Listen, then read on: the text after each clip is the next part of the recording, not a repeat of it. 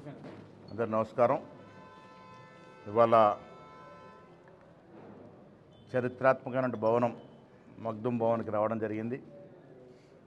Congress party తరఫున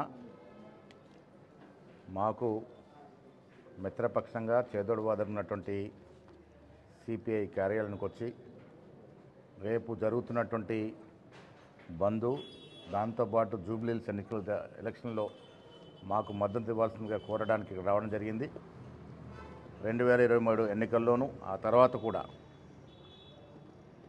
ఈ రాష్ట్ర ప్రజల శ్రేయస్సు కొరకు అభివృద్ధిలో కానీ సంక్షేమాలు ఇవ్వడంలో కానీ ప్రభుత్వం చేసిన అన్ని కార్యక్రమాలకి సిపిఐ పార్టీ సంపూర్ణంగా మద్దతునిస్తూ వస్తూ ఉంది.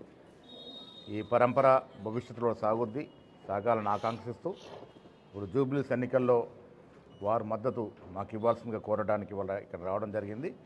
వారు దానికి సానుకూలంగా స్పందించినారు. మిత్రపక్షాల ఐక్యత మాకు బలం. జూబ్లీహిల్స్ ఎన్నికల్లో మంచి మెజారిటీతో మా అభ్యర్థి నవీన్ యాదవ్ గారు గెలుస్తారు.